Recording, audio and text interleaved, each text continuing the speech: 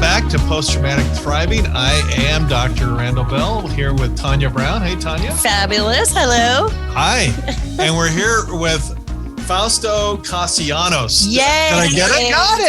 Got it. All right. That's right. Jessica Buttafuoco Buttafuoco would be proud of me. All right. So if you missed episode 1, go back and listen to it. Yes. It was, Fausto, your story is so riveting. Mm-hmm. And you, not only that, you are so articulate. I'm not. You are articulate in describing what you've been through, the layers of trauma. Just a quick, I don't know if I can get all the layers in, but you grew up in Fullerton. That's traumatizing. No, I'm just kidding. I grew up there too. No, you grew up in Fullerton. Your dad was just frankly kind of a jerk. Yeah. And your mom's sweet and loving, but she gets cancer. Right. You're kind of bullied. You're molested at age 7. And then again, later on in life, Teenager. you have epileptic seizures. Mhm. You are attempting suicide. You get in the drugs, and not just alcohol and drugs, but heavy drugs, a cocktail I've never heard before. and that includes NyQuil. Yeah. And the liquid. Yeah, don't miss that description. And then breaking up with girlfriends 5 times, and it sounds like you took it really hard. Yeah. You go to punk rock, skateboarding. That's not really traumatic in and of itself, but you're kind of trying to find character. Playing different characters, right? Bodybuilder, DJ, bartender, graffiti artist, drummer. Like I was just trying to find something. Yeah, trying to find yourself. Yeah.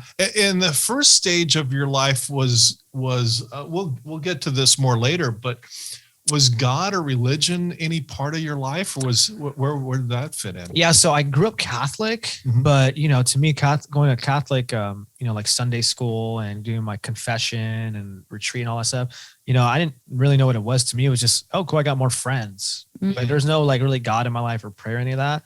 And then, as soon as I didn't have to do that no more, I didn't do that. And then in high school, when I was in 11th grade, I would go across the street to a Christian church because they would give us free food. And so we'd smoke weed and go eat.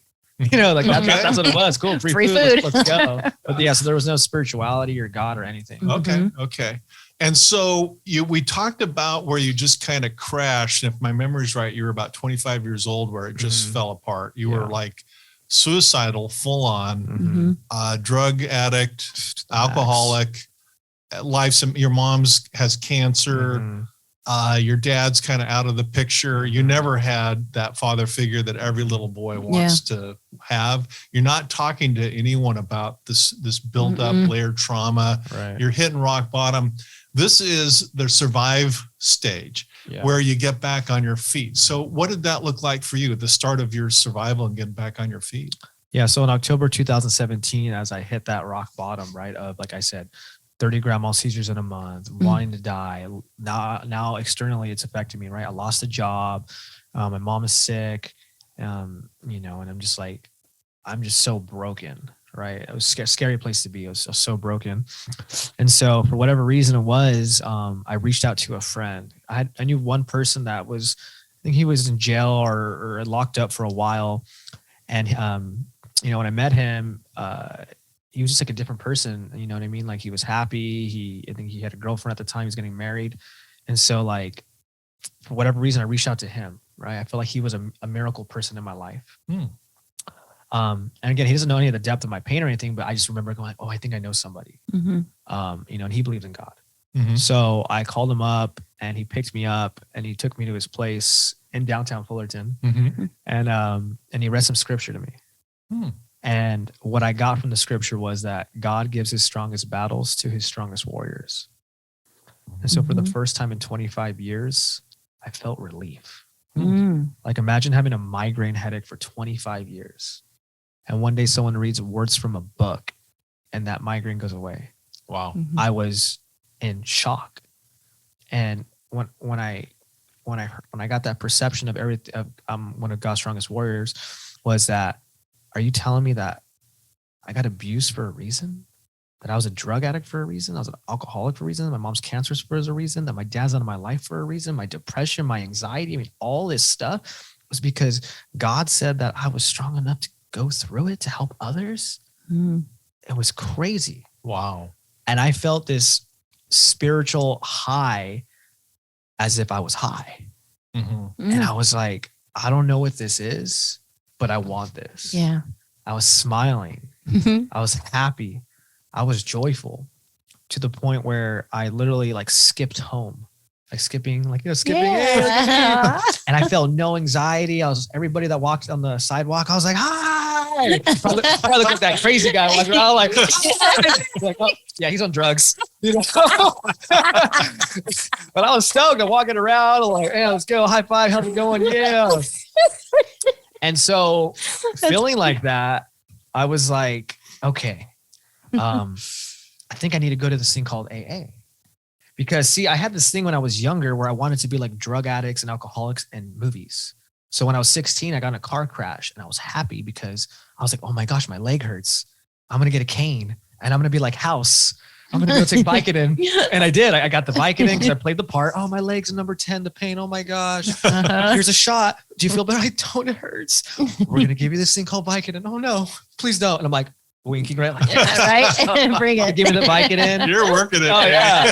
They gave me the Vicodin. And then I was like, oh, can I get a cane? They're like, oh, of course. I'm like, yes.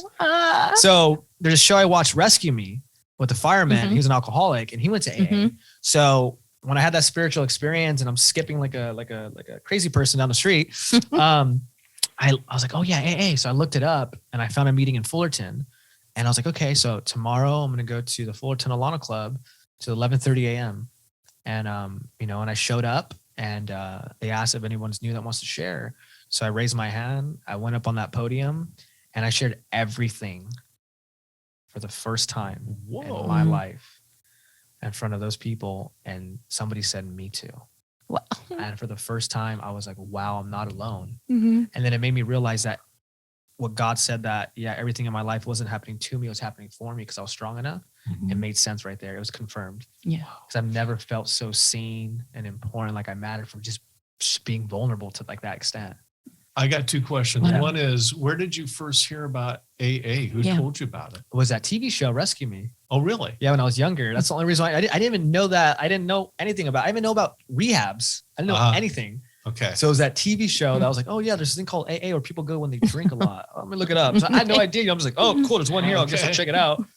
And the second question I got for you is I've been to some AA meetings with family and friends that I want to support and just understand, and some people go there for years and don't share. And I'm just wondering if you have some insight as to what sets you apart from a lot of people who it takes a long time to get the courage to go share, or they share a little bit, but not everything. You went up and shared everything. What was going through your head, or what was about your personality that allowed you to do that? I honestly think, because that's a great question, because that's true. People will not share for years. They won't. They just don't. I see it a lot. I think it was just that spiritual experience was so heavy. It was so mind blowing that when I said I was supposed to go through this, I felt like there was this motivation and there was like this desire in my heart to just share it all.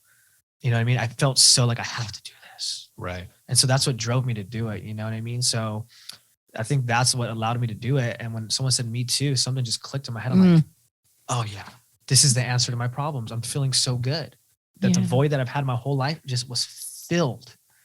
So that's that. I think that lack of self-love, that insecurity, that anxiety, that depression, that fear, all that stuff. When I noticed that stuff go away by just opening up, I was like, that was the motivation, because I don't want to feel this anymore. Yeah. And so that's why I kept on staying open. I mean, when I shared in the AA meeting, I went on Facebook and posted it all. Wow. I went on Instagram and posted it all.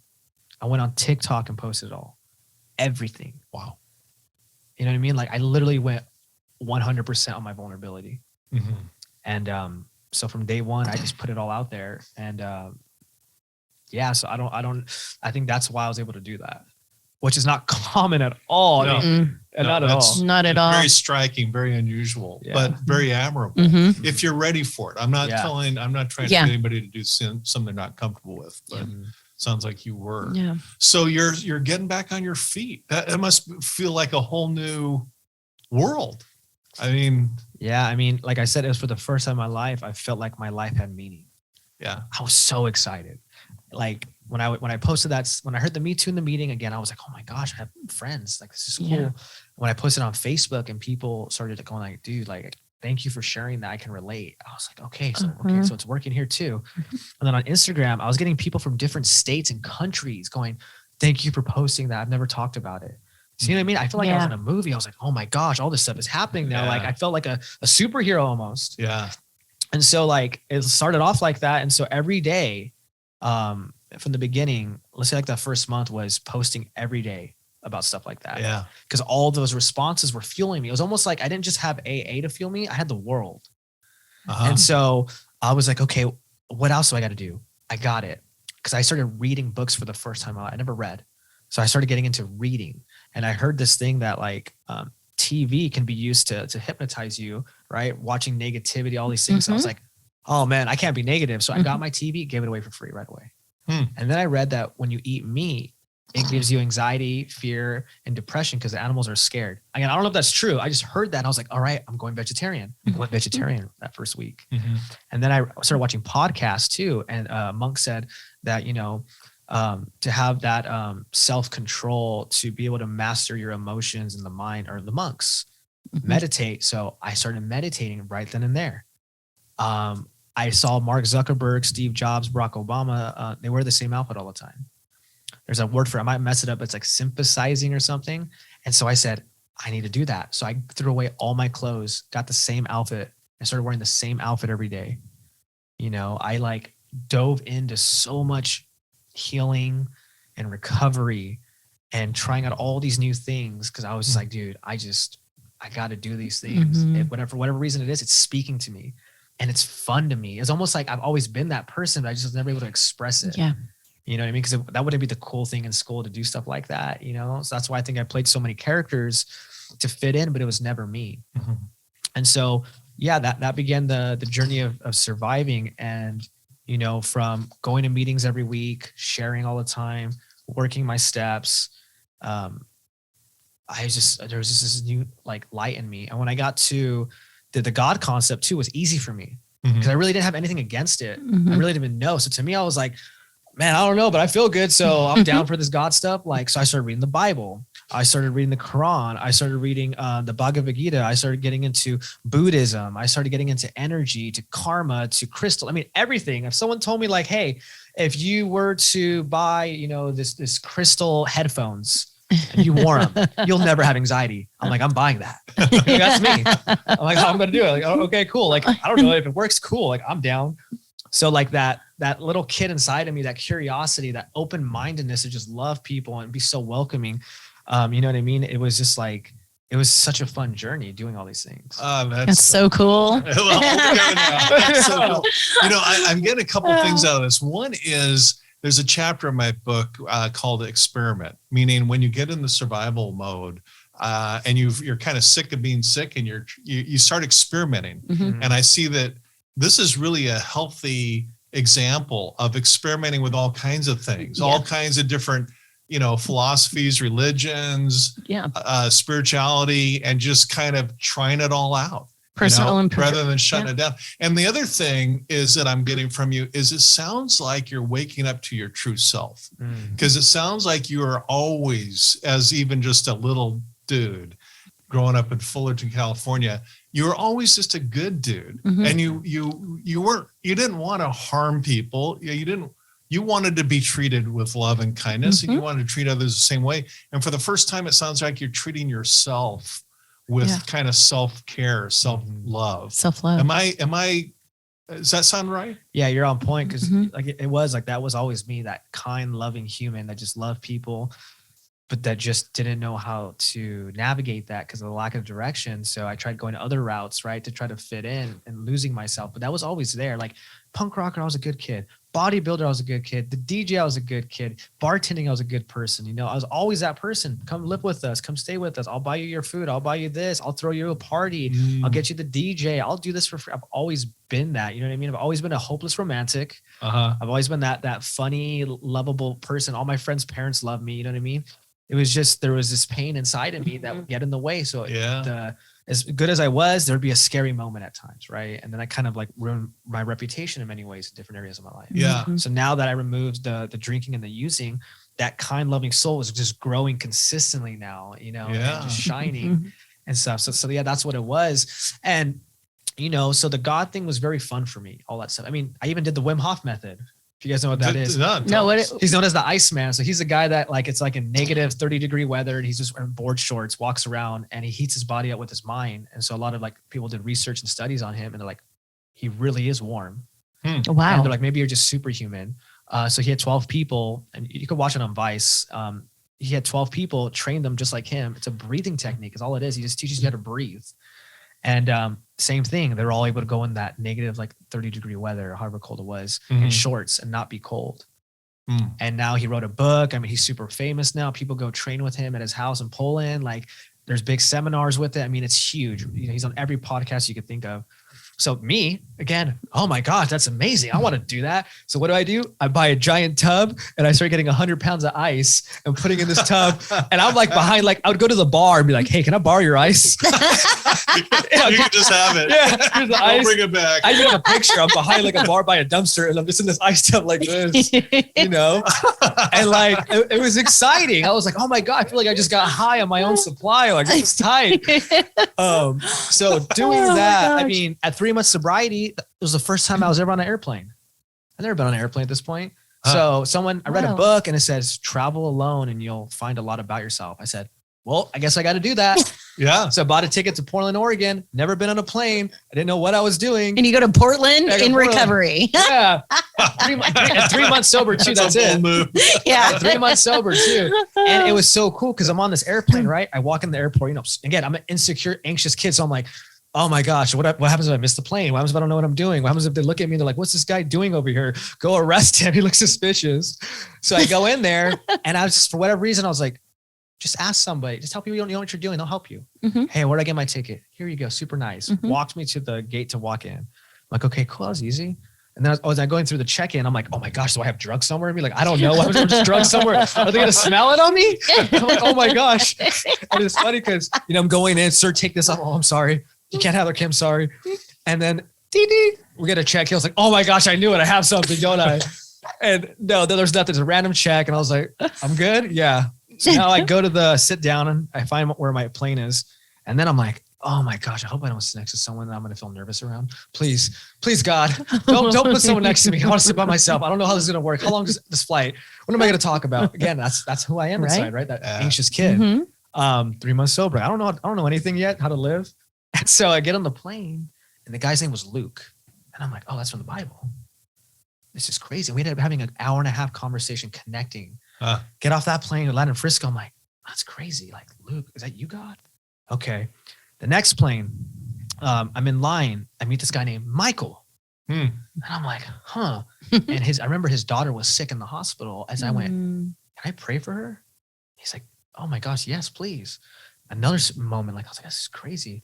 Then I get in the plane, I sit down, right? I'm like, man, this is crazy, God. Like, what's happening, right? I like this. Man, why haven't I been doing this? And then all of a sudden, a person's coming to sit next to me and they go, Fausto? I go, Dino? What are you doing on this plane? I thought you moved. He's like, I'm flying to Portland from Frisco. I was like, and you sit right here? He's like, yeah. I'm like, oh my gosh. Now I'm sitting next to a friend, right? I'm like, this is so weird.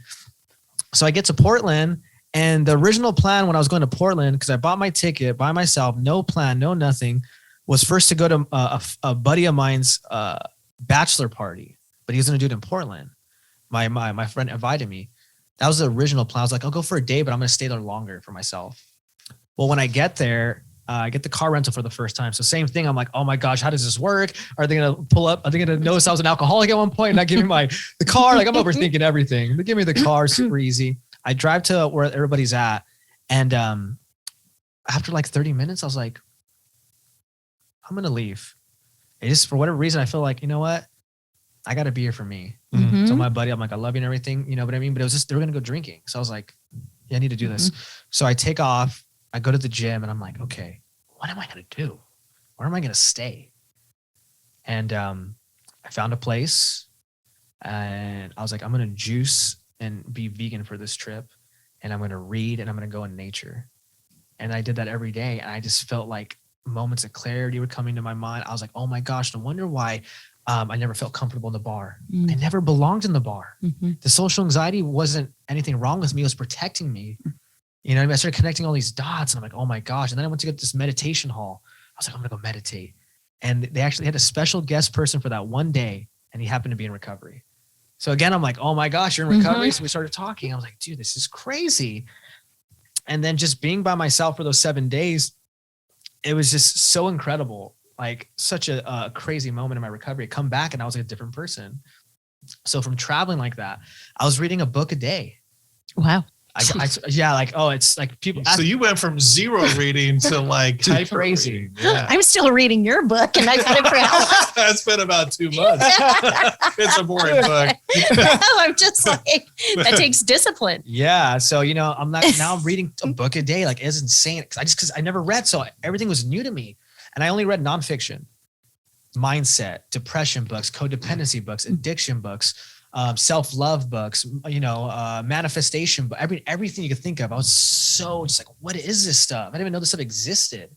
And why is it speaking to me? Highlighting everything, writing stuff in journals. It was almost like I became the book when I wrote it, or when I would read it.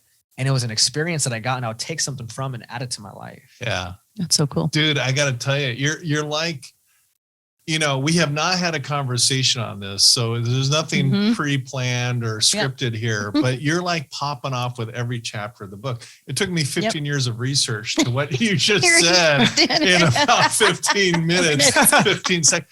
Yeah, because, well, let me start with this. You talked about what I call the dynamic duo. Find somebody to talk to. You don't recover from trauma as it's not a solo exercise. You can't do it. Number one. And you did that. What was the guy's name in Fullerton downtown that got you going on this path? His name? The person that read the scripture? The scripture. Yeah, his name's Art. Art. Okay. So Art was the first time you really opened up to someone, if I got that right. And the second thing is breathing exercises. You mentioned deep breathing. You mentioned meditation.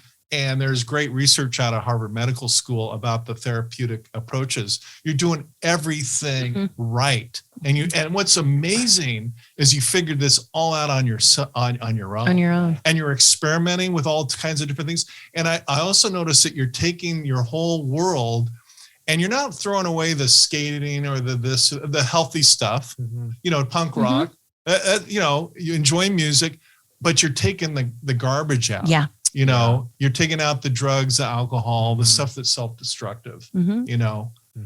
Am I getting it? Yeah, you're right. You're right. Because I removed those two things. Now I have the AA for my recovery, and all these things were to remove the things I felt inside. Yeah. You know what I mean? It was almost like I was jumping ahead of the healing that most people do in recovery. Because I was like, day one, I was like, dude, I'm reading all these books. Like, what is this stuff? Like, this is crazy. I was just already like, I got the recovery, but I'm also going in deep in all my wounds and reading books on it. Yeah. Learning all this stuff. It was going inside. Yeah. It was almost like I became addicted to the internal healing because I felt it. Because I was so aware of all the pain that I have that anytime I notice a little bit of the pain go away, I was like, oh my gosh, this book's amazing. I gotta learn more.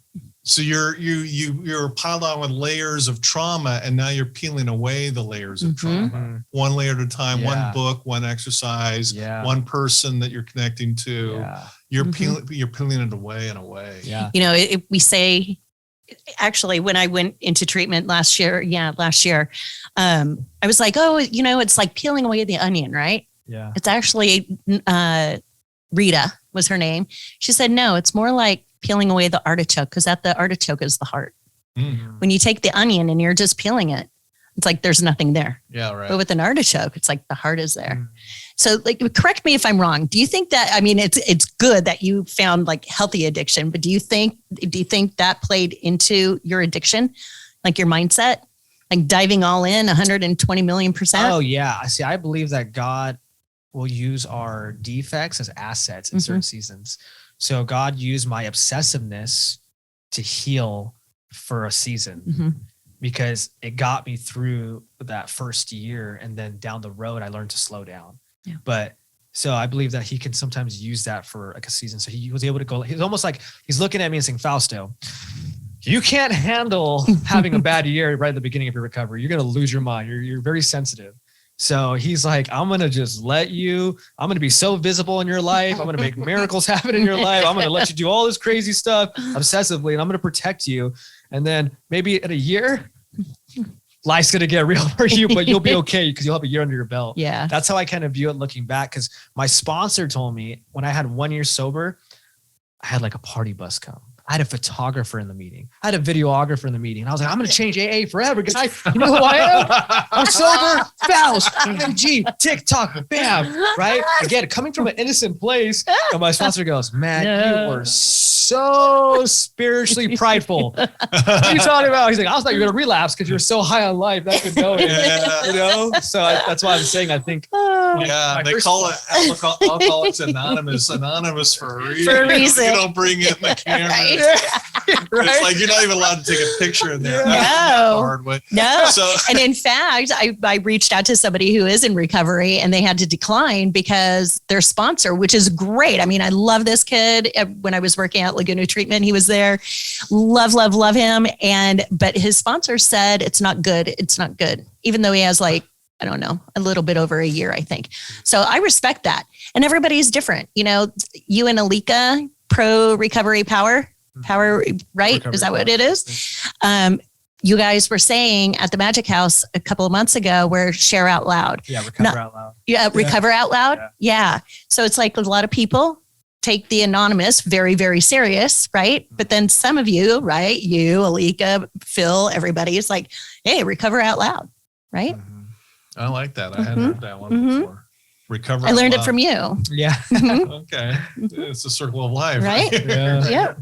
Wow. I mean, this is just so fascinating to me because I feel like, frankly, such a dumbass because honestly, I researched hardcore, talking about reading. I just read zillions of books and everything I could to figure out this, recovery thing. I wrote my book the first time around is kind of this, doctorate, telling people what to do. And then I realized I was coming from my own trauma, which was a childhood heart surgery I had. And then I had to rewrite the whole book about, we need to do this, we need to do that, because I was suffering. We all do. It hits everybody, one way or another. Although I think you got some extra layers in there somehow. Yes. But it's what's really like hitting me, Fausto, about your story is that when you were ready, and correct me if I'm wrong, but when you stopped drinking, you didn't go back. You didn't relapse. I walked in once, never relapsed. Wow. Now that's in and of itself mind-blowing, amazing, because a lot of people walk in and, I don't want to be judgmental at all but a lot of people do relapse, and it takes a couple tries, and particularly in the recovery business where you don't have the AA 12-step principles, that's very common to relapse. What do you think it was about you that was able to just, put it in your rearview mirror permanently that made you allowed you to kind of do that? Yeah, that's a good question. It's always changing. Because don't get me wrong, the thought still arises at times, right? Like I've thought about getting high and using still at times. I think for me, again, it's just like I really believe is that I've lived in 25 years of fear and pain, and my life is so beautiful now that because I work my program, I'm always consistent with helping people. I have so many communities, that's the thing. I go to meetings no matter what. I'm always going to do that. I love that. AA is the reason why I'm here. And, but I truly believe because I put my recovery first and I'm honest about it, I think that's why I haven't relapsed. Doesn't mean it won't ever happen, right? Because like I said, I've had times I keep myself humble with that, but I truly believe as long as I do the right thing, that I can remain clean and sober and stuff like that. I think that's the biggest thing. Cause everybody's on their own journey and stuff like that, but we know you can be clean and sober, but be miserable. Oh yeah. You're not doing the work. That's the thing. You can, if you're not doing the work, it's like usually the way we see it too is like your behavior relapses before you do. Oh, for sure. So that's what it is. So that's why for me, I'm very careful with ever putting myself in situations or doing anything shady. I'm like, I don't want to do that. Cause I know if I do that, it could be simple. Yeah. I just went in the carpool lane one time. I got away. I was like, oh my God, that was kind of easy. Oh my God, it was a bigger deal than I thought. But then I found myself doing it again. and again. And then other things too, like simple day to day. I'm not gonna make my bed. Oh, I don't need to do that today. I need to, whatever. I'm like, that one door that I opened of being, trying to get away with something created opportunity for more to happen. Interesting. So I caught myself and I went, all right, I'm not doing that no more. Yeah. Just not going to go to the sketch part of life. Right. Yeah. Cause then when that happens, my mind will get louder. I start getting more anxiety. I start building shame. I start lying now. I'm not talking to people when I'm doing. I feel like a fraud. I'm like, oh my gosh, a drink could take this away. And that's why I'm like, I can't do this little stuff. And like people could look at it as like, oh, you're just being a scaredy cat or you're just being too much. I'm like, you know what?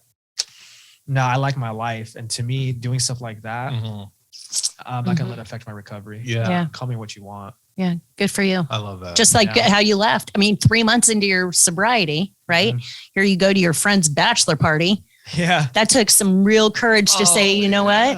Like, like, and that's what you flew up for. I flew up for that. So basically what happened was I was the reason why I picked Portland was because of that. Cause my buddy invited me to Portland. I was like, never been to a plane, but then I was at work and it was Christmas season and someone's like, why don't you travel? You should go by yourself. Because I was talking about it. Don't do it. Go on the plane, get the ticket, just buy it right now. So it's going to happen. So in my head, I was like, well, someone invited me to Portland. Maybe I'll check that out. So that's why I chose Portland.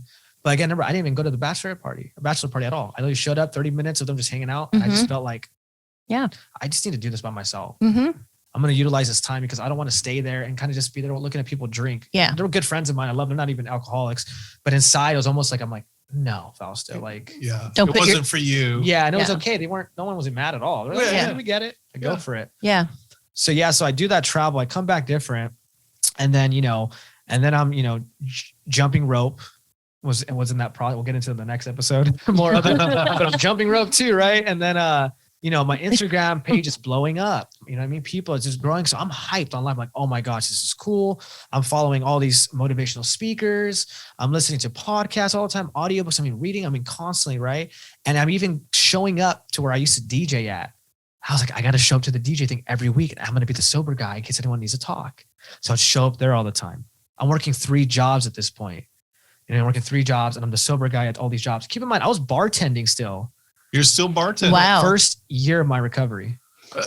That makes my head want to explode. Yeah. That's crazy. So was that a temptation for you? Or so when I hit my rock bottom, right? I had 3 jobs. I was working House of Blues and in the VIP section. I was bartending at Rem's Bar, which was the main bar in Placentia. It used to be called Rembrandt's. Yeah. So that one. And then I was serving at Lucky Strike. Okay. So House of Blues let me go. Okay. The other 2 jobs were going to fire me. I had my 3rd strike. And so I told them, I got sober right after that. That was towards the part where I got sober. So they gave me another opportunity. So the bar had me sign a contract. If you drink, you're fired. Ooh. And they had all the bartenders because they're good people. They're my friends. They go, if any of you guys get Fausto a drink, you're fired. Yeah. Wow. The Lucky Strike, when I opened up to, because we're like a family there. So when I opened up to him that I was struggling and stuff like that, which is drinking and stuff, and he gave me an opportunity. He's up, if you make one mistake, you're out. So having that support from everybody, because I was open. Remember, I was on the media. I was like, yeah, guys, I'm an alcoholic. I'm a drug addict. Like, I'm trying to stay sober. Everyone's super supportive everywhere I went. Yeah. And I was in a lot of debt from payday loans to just tons of stuff. Right. And so for whatever reason it was, because I built this whole persona of I'm the recovery guy everywhere I went. I was so open with it. I love talking about it. And people be like, man, you don't drink and you're working. I'm like, yeah, dude. I'm like, nah, man, life happened for me, not to me. I was so ingrained in this new person I was that I didn't have any cravings to drink there. And I would pray every day though. Don't get me wrong. Like, protect me. Cause I was so in tune with prayer at this point. I was like, it was like I could pray and something would happen. I'm like, oh my God, I just prayed and it happens. Like, this is cool. It was so cool. I wish it was still like that to that point, but I guess God knew only the first year I could get away with that. And so like, I don't recommend it to anybody. I only did it because those are my jobs that I had and they were family like I had there. Right. And they knew what was going on. And I was in debt. Money. Right. So I couldn't just not work. And I had no skills. I dropped out of high school in 9th grade, did independent studies, but didn't learn anything. I tried college like 3 times for film and for personal training, but I dropped that after like a week or 2. So I was scared too. I'm like, I don't know what to do. I've been bartending and serving my whole life. Right. So I was able to do that for about the first year. And I wasn't triggered at all. I was almost empowered. You know, what's, so striking about your story is that you had good friends support that supported you, that said, hey, we get it. And it's cool. And you had good, it was kind of tough love with your bosses, one mistake, one strike and you're out. But they gave you that one strike and you took it. It's more like 3 strikes I had. Well, one more strike, Right. And I like that employer. Yeah, that's super cool that there's so many great people around that get it. There's so many people that don't have the support in recovery. Working in recovery, these kids would come in, everybody's a kid when you're 52, but these kids would come in, no family, no friends. Literally, it's like, that's probably why we kept seeing them over and over again, because it's like essentially we became their family. Yeah, but the thing is that your vibe attracts your tribe, and you got a great vibe. And I'm sure that has a lot to do why you attracted this great tribe around you that were supportive, Yeah. Another question. That. I'm very curious. Last year I was in Costa Rica with my brother, and I was talking to one of his friends, and she, I think at the age of something like 14 or 15, she snuck a beer or something from the refrigerator, and she was like hooked like that, like just instant loved, just had an instant craving for alcohol. Did you start out that way, or was it more, you know what I mean? Some people literally have that DNA gene where it's like, ooh, I like this. Turned on, or were you different? Yeah. So, when it comes to like the DNA gene, it's always something that I've like been curious about, right? Because there's so many studies that say it's not genetic, it's more environmental or self-medicate. At least from what I've seen, because I work with a lot of people, so I almost do like my own research mentally, right? Because I'm around, like I said, 200 people I work with a week, sometimes up to 1,000 people I'm around consistently for the past 5 years. So like for me, the way I look at it is like when I drank it, I was hooked because it fixed something. Yeah, it wasn't that like. It wasn't like it was like a craving either at that point. It was more just like, wow, I'm fixed. Yeah.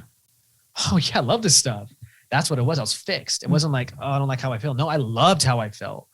And the common thing, I think what it is too, what I see is either you self-medicate or environmental. I think that's the thing. If you grow up and the parent is an alcoholic maybe, or there's something going on, or maybe, but I don't think it's so genetic. I think it's more just like the environment that's created is going to dictate how you feel. And Gabor Mate says it the best. He's an addiction specialist that I recommend for anyone who is in addiction or not. He's on point.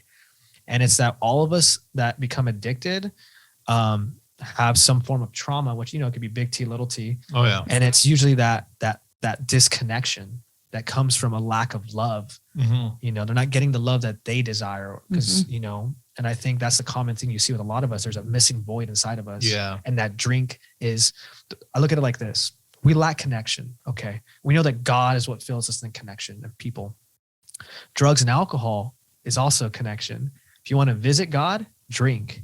If you want to visit God, do drugs, because God is connection. And so of course we get hooked to it. I just felt God in a sense, but when you visit, you got to go back home. And that's why we keep on chasing it over and over again. So I think that's the thing that happens. And that's why when you have that spiritual experience that fills that void, that one actually lasts, it stays with you. So now you don't need to chase it. You just allow it. I hadn't heard it expressed that way. That's captivating just now. Yeah. So in the survival stage, you're getting back on your feet. It sounds like you were kind of unique. I mean, that's one way to put it. Where you like had just enough of the whole shit show. And it's like, now you're like locking into who you really are and what you really want to be. You've already attracted a great tribe through who you are at the core. What's going on with your mom and your relationship with your mom during this time? So it's actually perfect because this is going to come up next. So when I had 8 months of sobriety, she got cancer again. Again. So as I'm feeling so good in life now, right? Everything is just incredible, right? Like I was high on life, like all the stuff I told you, right? And, like I said, I mean, everything's amazing in my life at this point. And then about 7 months of my sobriety, getting to 8, one of my buddies was like, hey dude, let's go on a road trip. So again, I was like, oh my gosh, I'm down. after that travel to Portland, like I'm down for a road trip. I've never done that. So we're going to drive to Houston, Texas. We're going to go on a trip for like 10 days and go to like San Diego, to New Mexico, to Arizona, to San Antonio, El Paso, Houston he's going to do a bodybuilding show. Mm-hmm. And I was like, dude, that would be so fun. Again, I saw it as like, thank you, God. Like I've never done this. It'd be fun. I've never done this before. And literally I was going to fast for it too.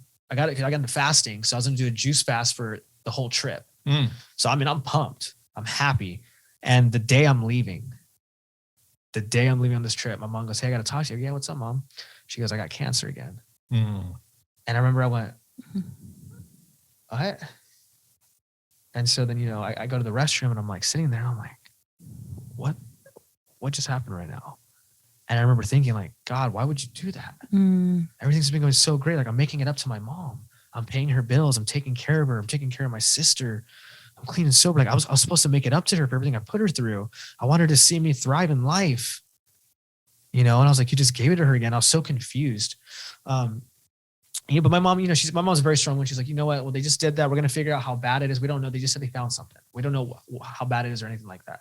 She's like, go on your trip. I'm fine. Like, she's like, I don't feel sick at all or nothing. I go, okay. So I go on this trip with my buddy, we're driving there. I'm just like sitting there. He goes, what's wrong? I go, dude, my mom's got cancer again. And what's crazy, he goes, can I tell you something? He goes, my mom had cancer when I was a kid and they said she was going to die. And he's like, I remember being a kid so scared. And he started crying. And so what happened was like, God kind of used that as a way for me to find comfort and have somebody to talk to on this trip. Cause I was nervous to go on this trip. What are the chances that I find that news? I go on this trip with somebody whose mom had it, and to the depth of, he would tell me the story. I was like, oh my God, it was really bad. When she made it. And so it kind of brought me comfort. And I felt like, you know what? I'm going to be there for my mom. That's what this is. I get to be there for her now because I wasn't last time. Now I can show up. Yeah. And so, true. So after I got back from the trip, which was super fun, it's so cool to do that. And I did juice fast 10 days. And then I did the spiciest burger in the world challenge. So I have this thing. Part of my story is I'm addicted. You're addicted. I'm addicted period. to spicy food. Like yesterday, I had Carolina Reaper chilies, the hottest chili in the world. That's just me. But I was like, I can't go to sleep. I need to eat chili. You are so funny. That's me. Yeah. So me, I'm already the spiritual Fausto. I did a 10-day fast. I'm in Houston. I'm in San Antonio. I'm like, I want spicy food. I was just trying to look for Mexican food at this point, and it's like spiciest burger in the world, man versus food. I want to eat that. Yeah, I got God in my life. We can do this. So we get to this place called talk about suicidal tendencies. Yes. Seriously. Exactly. I was just in Houston 2 weeks ago and I tried some of that and I put too much on my taco. Oh, it was a near-death experience. It's seriously, it's wicked stuff. So I get this burger from Man vs. Food. God. It's called Charlie's Burgers. You can look it up. And I get there and I haven't ate in 10 days. Remember that? Oh my God. Ouch. That just made my belly hurt. Right here. So I get in there and they're like, you got to sign this waiver. You got to wear gloves. All this stuff. Seriously? Yeah. Really? Yeah. Me, I'm like, man, you know who I am now?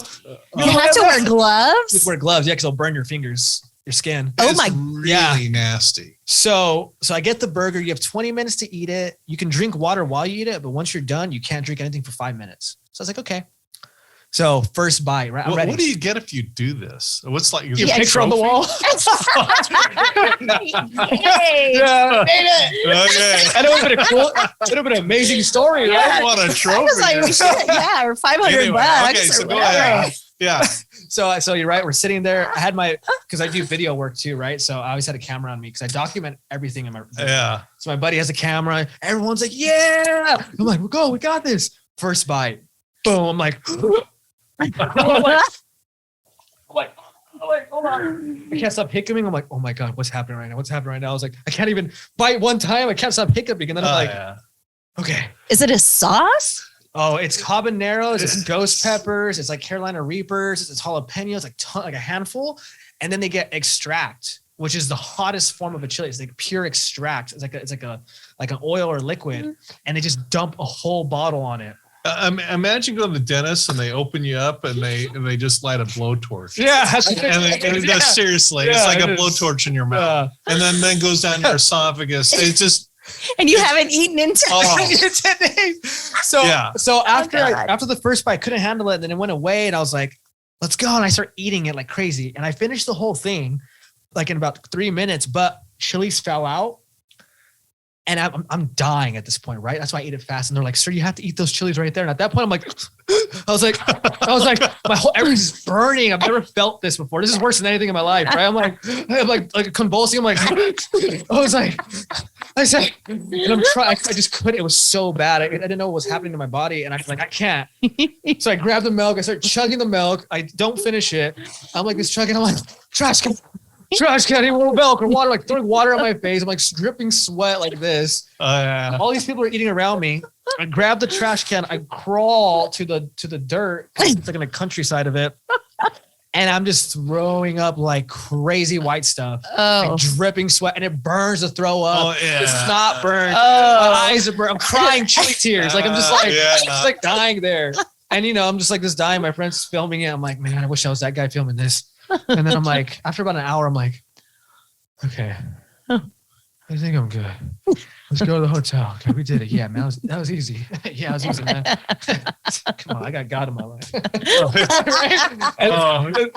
this out. This is where it gets even more intense. We get to the hotel, right? And the next day, we're leaving to Houston from San Antonio. That's the day he's gonna go get ready, right? So he's laying down. I'm like, I'm gonna order a pizza. I need to eat something, right? So I order a big pizza. I'm sitting there in the hotel, laying down, like, man, that was crazy. And then all of a sudden, I'm like, oh.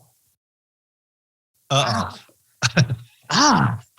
felt like somebody had a knife and was stabbing my skin inside. I didn't know what it was. So I run to the bathroom. I was like, man, I gotta go to the restroom. I'm trying to go to the restroom, but it was so hot, I couldn't let it out. I screamed. I was like, oh, fuck no. I was like, holding it in. I was like, I can't do this. I was like, what's going on? So now I'm like holding it in. And I'm like, what do I do? I'm so scared. They get you coming and going, baby. So then I put my finger down my throat to throw up. And when it comes out, that's too hot. Oh, no, I can't do that either. So I'm holding it all in. And I'm like shaking. My body starts getting like paralyzed. I'm curled up in a fetal position. And I'm just sitting there like, I can't go to the bathroom this way. I can't go this way. It hurts so bad. What do I do? Oh my God. And my buddy goes, are you good? I'm like, and I was like, dude, I'm going to die. Yeah. You got to go to Houston without me. 6 hours go by. The same thing. I did not move from that bathroom screaming in pain for 6 hours. Oh my God. So I literally was like, dude, I think you got to call the ambulance. Oh, wow. Like, Oh no, it's seriously like I'm gathering. pain. My gosh. I had my one little bite, and I was in a really posh restaurant, which was attached to a convenience store, a gas station. Literally, I mean, this was like a truck stop. You think where I did that, and I bolted out of my seat into the convenience store, grabbed a gallon of milk, just gave the guy the credit card, and while he's charging me, I'm just guzzling it. It was, and I just had a tiny bit. I didn't do the whole burger thing. Oh my God. It's awful. You guys are crazy. It's awful. Till this day, that's the worst experience of my life. Oh yeah. Yeah. After all the drugs, the alcohol, all of that. Nothing. This is Oh no. That's And the it's worst. self-induced. That's yeah. the crazy. It's like I got on my side. Oh, that's painful. And it's funny you come bring this Oh up. my This God. happened to me just like 2 weeks ago. So it's recent. Just recently. Yeah. I'm just getting over the trauma, and then I'm by our guest. Yeah. Chili trauma podcast. We're going to call it post-traumatic stress. Yeah. You know what's crazy? The person who created the hottest chili in the world, Carolina Reaper, he's in recovery. Because he has a world record. He ate 17 or 16 in an hour. It's a record. He created the chili. And they go, Wow. What made you do this? He goes, I wanted to get high somehow because I'm an addict. So I created the hottest chili in the world to eat it. Okay. So that makes sense. I like it too. Oh my gosh, you guys. Yeah, and people don't realize So the funny. anecdote is milk, but Yeah. it sounds like you jugged a whole bunch and it didn't do it. It was the worst pain of my life. Oh my I know. God. I thought, like I said, I thought I was going to die. Totally Wow. believe it. Oh yeah. Like Totally believe I it. accepted death at that point again. I was like, I'm going to die from chili. Oh yeah. Yeah. I'm not going to die from meth or crack. I'm going to die from eating a hamburger. Meth and crack or nothing, baby. Oh my Okay. gosh. But then once I got back from that, Oh. and I saw my mom, again, I feel like I can be there. But what happened was maybe a couple weeks later, I get a call from my sister at work. She worked at the Brea Mall. She goes, Fausto, you got to get to the hospital. I'm like, what do you mean? Mom fell out at the mall. She came to pick me up and she just collapsed. Oh no. This is when she's on chemo, right? Like she started treatment. She's on chemo. And they cut off her second breast. She's on chemo. And that's when I freaked out. Cause I was like, oh no, like, is she going to die today? And I remember driving, I had 9 months sober at this point. I'm driving to the hospital and I'm just freaking out, crying and angry. I'm like, God, what's going to happen? What's going to happen? Why? No. I thought she was just going to get cancer and we're going to take it slow. Why did she fall out? What happened? Is it her heart? Like what's happening? And then all of a sudden I felt this sense of peace come over me. And it's like, hey, just be there. Hold her hand. And all of a sudden all my fear was gone. And luckily, you know, she did survive that. She's still alive today. But it was cool. I felt crazy that I felt comfort and a peace of mind. Like I can be there for my mom. And I was in the hospital with her all night, held her hand. Yeah. You know, so that happened. Again, I'm still on the first year, a lot of stuff. This is all the first year we're talking about. Yeah. I'm trying to stay on this because a lot happened. So I was able to, after she got back, I was able to, again, like I said, I paid the bills. I took care of her. I hung out with her. You know, I never came home drunk or high. Right. So, you know, I know for her, she really valued that. Oh yeah. But don't get me wrong, it was hard too. Cause again, I was like, oh my gosh, now things are happening in my sobriety, but I can't run away. You know, so there's a lot of prayer, a lot of support groups that I had in my recovery. And again, I put everything out there. So even my social media followers are supporting me. Facebook followers are supporting me. You know what I mean? Yeah. Everything is documented from everything that I did. And then, you know, so with that, you know, all that support really helped me into that. And then, of course, and then I met the love drug again at 8 months sobriety. Uh-oh. But see, so just check this out though. This is good too, because I went celibate the first 8 months of my sobriety. Because that's when I discovered, I'm codependent. I never heard of it till I got sober. Everything I started to identify with when I got sober. Oh, I got social anxiety. Oh, I'm shy. Oh, I'm codependent. Oh my gosh, I have trauma. Oh my gosh, you know, like I'm awkward. All this started becoming aware because I'm reading all these books and being sober. And so I went celibate the first 8 months. And again, I'm not telling people to do it that way, but I found out because I was sexually abused at such a young age, love to me was sex. That's why I would need sex, because to me, sex was, I'm not gay because I was molested by a guy. I'm not, I have to have sex to block that. So if I don't have it, this is what it means. As a kid, I'm thinking that, right? And then sex meant they love me. And if the girl I'm with doesn't have sex with me, then I would find myself blaming them because really it's me, right? But you know, I'm like, no, I'm trying to no, you don't understand. Like I care about you. Why aren't you doing this? Is it me? All right, what are you trying to do? I started becoming this crazy person, you know, because I thought if they didn't give me that, that means they don't love me anymore. So what's wrong with me? So you know, this whole fear-driven thing. So I was like, if I go celibate, maybe I can see the thought patterns that arise. And that's where I discovered those things. It showed me that. And I was like, oh my gosh, this makes sense. I was like, okay. And then I got motivated with it too. Now I'm like, I'm celibate online too. Like everyone's like, dude, what are you doing? You're like a different person. All these things you're doing. Like, celibate too? Like what else? Yeah. But it was great because I was celibate. And again, it wasn't easy, but because this is how life works. When you change your life and you want to do something different, the things that you used to like come into your life all of a sudden. So girls that I would have crushes on would come into my life. Hey, Fausto, hey, you look good. I'm like, me? In my head, me? I'm like, I was like, oh my gosh, what'd I do? Bye. What'd I do? I'm supposed to be celibate right now. What'd I do? And I was like, oh my God, I got it. I'm going to say that I work too late. Yeah, I work late tonight. It's okay. I'll wait. Oh my gosh. No. What do I do? You know what I mean? So I had a lot of challenges coming in my life, but when I would say no to it and walk away, actually, that's when I knew something's changing in me. I would have never been able to do that. And that motivated me. I was like, whatever I'm doing with the celibacy is helping me walk away from things. But at 8 months, I thought God sent me a girl because she likes cats. And I've never seen her in a meeting. And she had tattoos. So I was like, oh, this is the one. Which luckily we dated for maybe about 2 months. But I was able to walk away from it. And I was like, that's crazy. I saw things that my sponsor warned me about, but I was able to walk away. I was like, wow, that's the first time I've ever been dating someone and walked away. So again, I was like, wow, something's happening in my life. Yeah. That's crazy. Yeah. Because you know what you see in AA when you meet a girl, what you see on the second date? What you see on the second date? Yeah. What do you see on the second date of someone you meet in AA? A U-Haul in the driveway. A U-Haul in the driveway? Because people hook up way too fast. And what Hey, I had a blonde moment. Just to prove him right, I moved that girl within 2 weeks of my house. What's that? I moved in that girl within 2 weeks of knowing her. And then I had to figure out here. So U-Haul in the driveway. Thank you. Okay, so before we go to U-Haul, one thing that of your story that really strikes me as a parent is that I'm sure through this whole fiasco, which we've been through, fiasco is probably a stupid word. But anyway, fiasco. Yeah. Your mom and your sister must have been really through the meat grinder of emotions, watching you, struggling with all this stuff. Mm-hmm. And yet I'm sure that your mom and your sister were just over the top. Elated isn't even a strong enough word to see your recovery and your kindness that you showed your mom and paying bills. Mm-hmm. I mean, that's a lot of love for a son to show and a brother to show their sister and their mom. Being present. Their reactions must have been really glowing, I'm guessing. I mean, do you want to share a little bit about how that relationship grew? Yeah, that gets me emotional, right? That's like that's the one thing that gets me emotional. Is my relationship with my mom and sister. It's like, cause I stole from my sister. I used her financial aid money at one point in my addiction. I threatened my mom to give me money, buy me a car, buy me this video camera. I'm going to kill myself if you don't give me this money.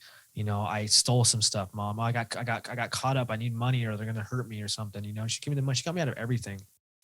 When she lost her job when I was 21, right before she got canceled the second time, cause we didn't have money. When I look back at life, my mom made maybe $1,300 every 2 weeks, if that, taking care of 2 kids alone in Orange County. That's not a lot of money. That's rough. You know what I mean? So, and I didn't know that really too much until I got older, but when she lost her job and she got, like $50,000 severance, that's it. That's nothing. Right. I used that money to buy me a car. That's her severance money. Buy me this, buy me that. I need this, getting drug money, doing all this, getting myself out of all this stuff. To the point where when she got cancer the second time the third time or second time, when she got cancer the second time, I think was after she lost her job. So now she couldn't go back to work. So now we have no money. And a lot of it was my doing, doing this stuff. You know what I mean? That wasn't right. And so when I got clean and sober, to be able to like help them out with these things, that's the least I can do. Yeah. Don't get me wrong. There's times where I was a little bit pissed off. I was like, damn it, I can't move out with my friends now that I'm clean and sober. I can't do this. I can't do that.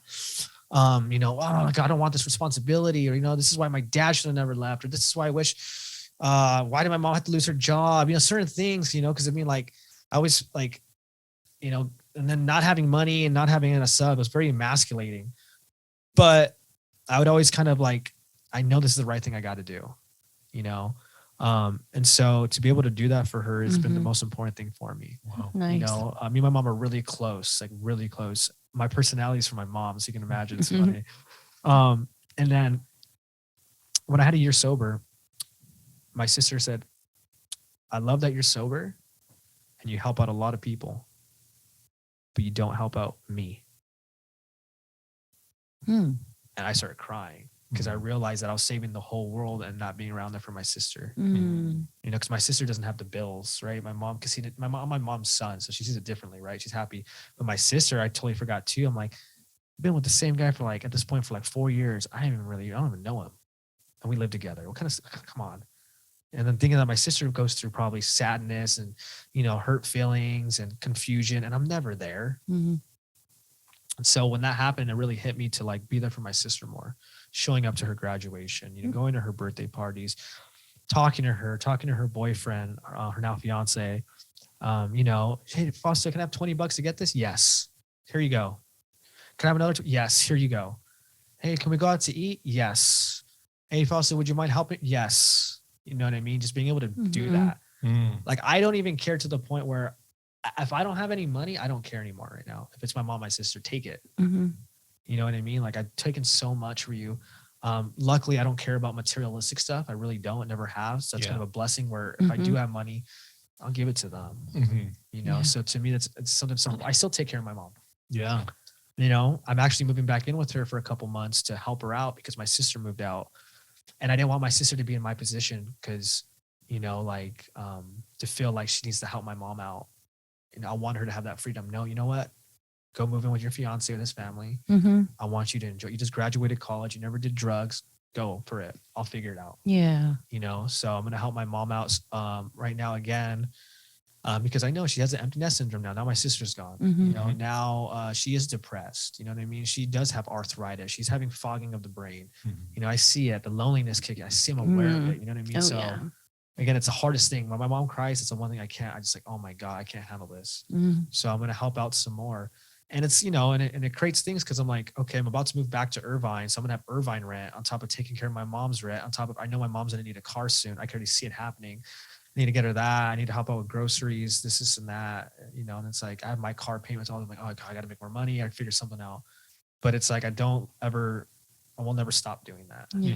You know, my whole goal in life is to make enough money so I can walk through the doors. And I try to visualize it. Walk through the doors, look at my mom, me be crying, and look at mom and say, Mom, you never have to worry about money again. Just so she can at least enjoy the rest of her life stress-free from money. Yeah. You know, that's it at least. Because, you know what I mean? If I can at least do that, add that little less stress for her. So whatever life she has left, she can enjoy it. Yeah. That's everything to me. Yeah. That is really beautiful. And more important, and money's important, but the fact that you are a wonderful son, you can't buy that with money. No, you can't. That's just really, really touching. Yeah. Wow. I'm glad I asked that question. Yeah, that's a good, yeah, that was good. That's the artichoke heart right there. Right. And you know, it's funny too. That's always been like such a hard thing with me to, in my mind, I'm like, what kind of girl would want to be with a guy that still takes care of his mom like that? Where like we have that relationship, right? My mind would think that because I would be with some people that I've dated or you know, was intimate with, and like, they'd be like, why do you take care of your mom like that? Like, they need to figure it out. Like, you know, you can't always feel like you need to take care of her because of this and that. She needs to figure it out, change her life, do this, stop being a victim. You know what I mean? And it's something that just irritates me because it's like, you don't understand the relationship, how my mom, what I put her through. You know, you didn't know me, who I used to be, what I did. And it's sometimes it could stem from someone just doesn't know, or the way they were raised was like, no, when your parents, when we get old, we're going to take care of our stuff. You don't take care of us. Yeah. You know, some people live like that. So some of that stuff would always mess with me because there's really nobody in my position of my friends. Yeah. That's the thing. No one's in my position when it comes to the mom, dad. They have their dad still, or, you know, they have money. So they don't have that dynamic. So it's always hard for me to kind of like, am I doing something wrong? Am I doing too much for her? Am I being codependent on her or people pleasing her? Like, I don't know. I'm so confused, but it's expensive out here. So technically I don't, it was, you know, it's really hard, but then people would say like what you just said right now is very healing. Cause I've heard that from certain people, dude. What you're doing is not normal for what sons would mostly do. So the fact that you do that shows like where your heart's at. Like that's it's just character. Yeah, it is. It's character. I mean, some people have it, some people don't. Yeah. And, you know, for those who are chasing money, my hope is they get it and they get a lot of it fast. So they find out how unsatisfying it is. Because the stuff like what you're talking about, like I said, money can't buy that kind of character. It can't buy the joy and the, just that whole peace, rich experience. It's really touching. Yeah. That's really cool. And I'm sure, I mean, you know, it sounds like she's in a tough place with what she's been through. And I think it's super cool that you recognize what you put her through. Yeah. And now that you're more than making it up and just forming that wonderful bond. And yeah, some people won't get it, but that's not your tribe. Right. The people that will get it are the people you want to connect with. Exactly. Exactly. Because I think any person, you know, girlfriend or anybody would say, hey, that's a nice thing. That's legit. Yeah. That's the kind of character, you know, that's a person who I want to be with. Hang with. Yeah. For sure. Oh, I took care of my mom and my dad, and no money in the world could ever replace that. Yeah. Not $1, not $1 million. Yeah. In a million years, you won't regret that decision. That's for sure. Not at all. Wow. So your survival, getting back on your feet is, and we haven't even gotten to the thrive stage. It gets wild. It gets wild. Yeah. Well, that's always my favorite stage, but this is really, I mean, you're the age of my oldest son, but I'm learning so much from you. That's so cool. A little late, better late than never. Yeah. Okay. Your story is amazing.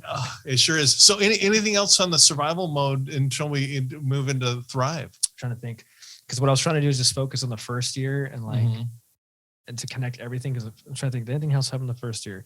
Traveled, read a bunch of books, did the Iceman, meditating, Hot peppers. Hot peppers, Near death experience. wearing the same outfit every day. Man,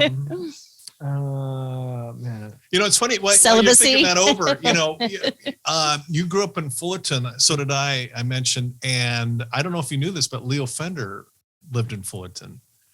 who's Leo Fender? He invented the electric guitar, Fender guitar. Oh, Fender. Yeah, that Fender. Yeah, he lived there? Yeah, he sure did. My dad worked for the company. It was on Raymond Boulevard. Wow. Yeah, and Leo lived 2 streets away from us. My dad worked for the company, but Leo, I wrote a book with Mrs. Fender, and the title of the book is hard to remember. It's called Leo Fender. And I got leofender.com. I'm a Leo Fender nut.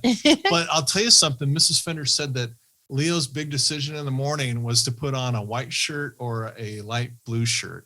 Everything else was the same. Black slacks, black shoes, black socks, black belt. Different color shirt. He wore the same thing every day. His only decision was white or blue. And you know why he did that? He didn't want to waste time figuring out his outfit. Yeah. That's what it is. But he was so dialed in, a lot like you, very focused. What I'm noticing about you is that you're very focused. You know what you want. Whether it be cocaine or a hamburger or not cocaine or chili, cocaine or chili. Pick your C. Yeah. I get both. Okay, both. Yeah. But just this really dynamic focus, which is really a trademark of really successful people. Yeah. Don't get in their way because they see what they want, they get it. Leo was that way. All us Fullerton guys need to stick together. It's the secret. Because you think when I studied it, because I love learning something but applying it. I want to see how true it is to me. And so when I started wearing the same outfit, the things I discovered is this: one, nobody cares what you wear because no one recognized I wear the same outfit. Yeah. I'd be months and I'm like, you guys know I wear the same outfit. They're like, you do? I'm like, what? It's crazy. I'm over here thinking everyone's looking at me. None of you guys are looking at me. 2, I got to the point where I was like, holy crap, I don't even remember what it feels like to think about what to wear anymore. Yeah. I totally just removed that because I know how I am, right? What am I going to wear? Maybe this, maybe that, maybe this too will go too. Okay, maybe I don't know how I like. It's wasting. Yeah. And they say when you wake up, you're the most creative you're at. And so there's this thing that said you have about 10 creative decisions a day. Let's just say 10 good ones. And if you wake up worrying about what you're going to wear, you're wasting about 3 to 4 of those decisions now. And so by the time you try to get creative with something, you're already burnt out. So I was like, I want to remove that from my life. And for one, it saves me money. Yeah, for sure. And then 2, I saw that. I was like, yeah, dude, my morning routine now is better. I can make my bed. I can pray. I can, vape or take a shower or listen to music or just get up and leave. I'm like, all right, I got to go. Bye. Yeah. It just removes that. And it's been life-changing for me. Like you said, sometimes some of the people who think the craziest are the people who actually make a difference in the world. Oh, yeah. Yeah. Oh, for sure. For sure. So what advice can you give a girl when it comes to wardrobe? That's a bunch of black t-shirts. that one, I don't know how to do that one yet, right? I can see why I'm not going to dispense advice to women right? about anything more like dress. I only wear the same earrings and the same ring and the same bracelet. You'll never see me wear anything else. Other than that, I'm a mess. Yeah, no, that's very interesting. And I got some clients who are zillionaires, and I notice a lot of them have the same thing. They'll wear the same thing over and over again. They just don't care. Yeah. And that's the thing. They figure out what their thing is and they just do it. And they really don't care what anybody thinks about it. The people that worry about, what others say about it, they're the ones get tangled up and wrapped around the axle and don't go anywhere. The ones that just say, hey, this works for me. I'm going to stick to it. I get that from my kids all the time because I have believe it or not, I have some weird quirks. Yeah. Routines. A lot of them. And my kids are, Dad. And it's like, I just don't care, So anyway, so anything else on your survival mode? Have we covered it or anything else you want to share? I would say like the last thing really to share on it was just like, like I just want to state too, like the 12 steps is what was the guiding factor to keeping me clean and sober to explore these aspects of my life for the addiction aspect, right? Like those things, because it gave me a way of living, right? To one, admit I have a problem. Two, to come to a place to believe a power greater than myself could restore me to sanity. Surrender to God on a daily basis. And, the 4th step was the thing, which I think is powerful, what taught me. Write out all your resentments, write out all your fears, write out your defects of character. And, it was the first time to write it down. I was like, okay. And to share it with somebody one-on-one to that depth of it, one-on-one to more in depth and over. And when I was able to see my part in everything, it was liberating. So I think doing that step too is a lot have to do with why I look at things that way. To be like, okay, so yeah, I got cheated on a lot, but my part was I was an addict. I lied. I manipulated. Like, yeah, I don't know why she shouldn't have stood with me. Like, I wouldn't. Oh, I can forgive her now. Okay, the trauma, that was deep. How do you forgive somebody who sexually abused you? Yeah. So what I did was, maybe your part is just you holding on to it. Yeah, you didn't have a part necessarily in those sex, but you are still holding on to it. Look how it's affecting you. I said, okay, I can work with that. So then I was like, wait a minute. He was probably sexually abused, molested, never got help. He's under the influence of these drugs. I know how it made me think, but I got help. Yeah. Hurt people. Right. Yeah. I can forgive him. That was huge. Because that's what helped me begin to forgive everything that first year from my past. To my dad, to the abusers, to my exes, to people in my life, to myself. And it's, again, people can look at it in a crazy way, like, because I go, yeah, I pray for my abusers that they have a blessed and beautiful life. I want them to be happy. What I want in my life, I want them to have the same thing too. You know what I mean? I can't hold on to that stuff because what you don't forgive, you become. Yeah. Because you carry that pain and it comes out of you, whether you like it or not. I saw, like, I don't want to ever become the things that I've hated in my life, because I did become just like my dad in many ways. And I said I would never be like my dad. I see that a lot with people. I'm never going to be like them. You act just like them. Why? Because you hate them. Whatever's in your heart is what you become. So hate and love is the same thing in a sense, right? When there's love in your heart, you receive it. You have hate in your heart, you receive it. So clearing all that up with that 4 steps, seeing things in such a different perception was huge for my survival, because that allowed me to heal from those things. That allowed me to begin the healing journey on the traumas and letting go of my dad and all that stuff, So that was a big one for the survival. Wow. Yeah, wow. But I got to say something and that is, you're talking about your dad. Yeah. And how he neglected you and didn't give you any of the moments that little kids crave for. But whether it's your dad or anybody else that you see that's in their various ways abusive or neglectful, they've often 95% of the time have been through a trauma themselves. Yeah. And what I gotta disagree with you a little bit on is I don't see that in you. I think you've made a very conscientious, deliberate decision, choice to end that multi-generational garbage with you. I don't know about your grandfather their father going back in time, but usually there's this multi-generational trauma. And you're the golden one to come along, the golden child to say, stop. It's not going in to the next generation. Yeah. Right. And that's the thing. Broke the cycle. And once I got getting clean and sober and changing my life is breaking the cycle. But it was before that, like when I was wasted, that's when I saw my dad in me. The same aggressiveness, yelling, never physically abusive, but aggressiveness, yelling, fighting, screaming, the way I was treating my mom, punching holes in the walls, screaming, flipping my mom, fuck you, all like this crazy to mean to myself. You know what I mean? That's what I meant. I was like, oh my gosh, this is my dad. The behavior. Behaviors. Yeah. That's what I meant. So that's why when I got clean and sober, I was able to when I let it go, like cause I was like, I don't need to hold on to that. Yeah. The best he could, what he knew, he hurt people. I'm breaking this though. And that's why now, when I describe how I used to be, people are like, there's no way you're like that. I was like, I was. I know you can't picture it because I'm like a walking ball, like colors now. Everybody, stage dive, But it is because of all the work I've done. Yeah. Yeah. Well, thanks for sharing that, because that Yeah. kind of rounds that out. Yeah. Yeah. I get it now. Okay. Yeah. We can't put this information underneath a table or underneath the bed and hoping that, it works through osmosis. It's like, it takes work. Yeah.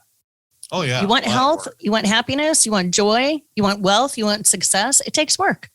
Well, I'm just astonished that at what I would consider a really young age, you figured out a lot of stuff that a lot of adults have not figured out ever. And it's so regrettable that a lot of people get into their elderly years and they literally die without ever resolving this garbage. Mhm. And I don't care where you are on the age spectrum or socioeconomic spectrum, Fausto, you've really delivered At 29. some profound stuff. I have the feeling that you have a lot more to say, which we're about to get to, and you're going to have a lot more to say after that. Yeah. So, all right here on Post-Traumatic Thriving, where we die, survive, or thrive. The choice is you. The choice is yours. It's up to you. No, the choice is yours. The choice is yours. Yeah. Thanks for supporting our podcast. Be sure to like, share, and subscribe, and follow us on your favorite social media. For books, merchandise, or to donate, visit CoreIQ.com. Post-Traumatic Thriving is produced by CoreIQ, a nonprofit with a mission to teach the life skills we all need but are not taught in school. CoreIQ and the Post-Traumatic Thriving podcast are for informational purposes only and do not provide medical or mental health advice. Always consult with your licensed medical and mental health care providers.